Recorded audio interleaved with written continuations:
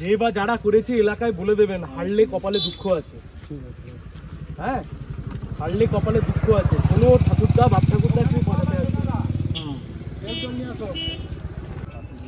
একটা শূন্য পাওয়া দলকে আজ ভয় করতে হচ্ছে, কোথাও পতাকা খুলে ফেলে দিতে হচ্ছে, কোথাও দেওয়ালে এসে কাদা লেপে দিয়ে চলে যেতে হচ্ছে। হারলে কপালে দুঃখ নাচছে এদের। কেউ সংসদীয় গণতন্ত্রের বর্তমান অবস্থা, কোন বিজেপির কোন বিচারানার নেতা, সেটা কি গতকাল আমাদের কমরেড কোথায় গেলেন?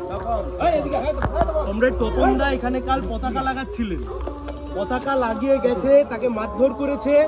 কোন বিজেপির দুচারানার নেতা আছে এখানে এসে পতাকা ফেলে দিয়েছে। যত খুশি পতাকা ফেলুক, পতাকা যেখানে ফেলবে সেখানে গিয়ে আরো 5টা লাগিয়ে দিয়ে আসবে। একবারও যেন নিজেদেরকে বাপের জমিদারি না মনে করে, যে যে ভাষা বোঝে সেই ভাষাতে উত্তর দেব।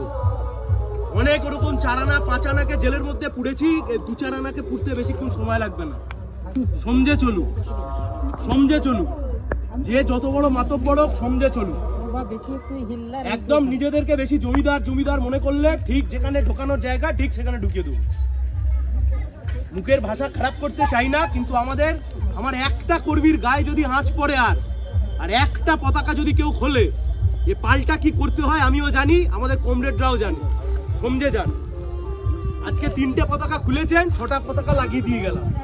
আবার যদি করেন, কোথায় ঠিক নিয়ে আপনাকে ঢুকিয়ে দেবার, ঠিক একদম আইনি ব্যবস্থায় যেখানে আইন করে আপনাকে গ্যারেজ করবা সেখানেই করে দেব।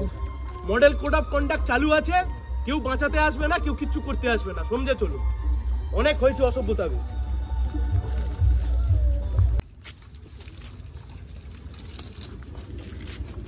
ব্যাস